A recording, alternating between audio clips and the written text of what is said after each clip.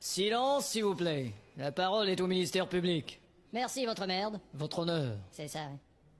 Madame Tardy, Oui, monsieur public? vous dites que c'est dans la cave que votre mari est mort. On a trouvé une grosse bosse derrière la tête de votre mari qui laisse croire qu'il aurait été assommé avant de débouler les marches de la cave. Qu'est-ce que vous en pensez? Ben, il a peut-être pu se cogner la tête sur le ballon d'eau chaude en arrivant au bas de l'escalier. Ah, il s'est cogné la tête sur le ballon d'eau chaude au bas de l'escalier, eh oui. Il y a plus de 5 mètres entre le ballon d'eau chaude et l'escalier, madame. Il aurait fallu une cascade pour que votre histoire tienne. Cascade tienne, c'est ça mon histoire. Bah, et vous dites avoir découvert le corps de votre mari après. C'est cela. 10 ans de mariage et c'est ce soir-là que vous avez découvert le corps de votre mari. C'est vraiment un succès.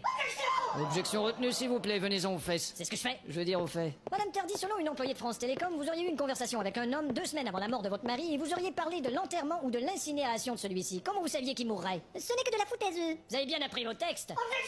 Objection retenue, s'il vous plaît, là. Pourtant, vous avez bien dit, et je cite le rapport, il finira soit dans l'incinérateur, soit dans la terre. Sois dentaire, je parlais avec mon dentiste. À votre dentiste, hein. Expliquez-moi pourquoi vous avez également prononcé souvent le mot inhumation. Je lui disais que j'aimais bien les films de Walt Disney et les autres films d'inhumation. Pourtant, un témoin oculaire dit vous avoir vu dans un restaurant avec un homme, peut-être votre amant. Eh, toi, l'objection. C'est fini. Tu dis plus ça. Il y en a plus. Plus d'objection. C'est compris? Bon. Pourtant, dis-je, Madame Tardy, vous auriez prononcé à cet homme les mots suivants, je vais l'avoir à main nue. Pas du tout, j'ai dit je voudrais voir le menu. Je n'en crois pas un mot. Pardon? Et dis, il te manquerait pas une ou deux petites claques, objection? Tu crois que ça ferme encore hermétiquement cette belle petite bouche? Bien.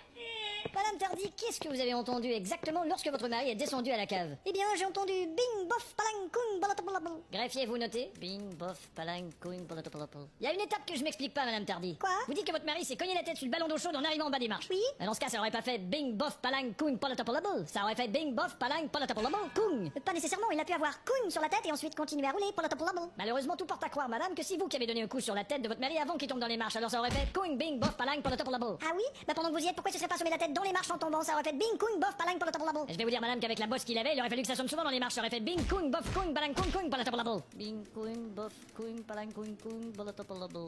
Eh bien, je demande au jury de bien réfléchir et de bien observer. Nous avons en face de nous une coupable. J'ai terminé. Alors, je procède à la lecture du verdict.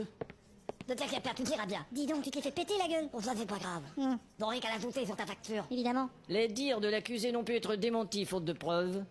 La culpabilité de l'accusé n'a pu être justifiée faute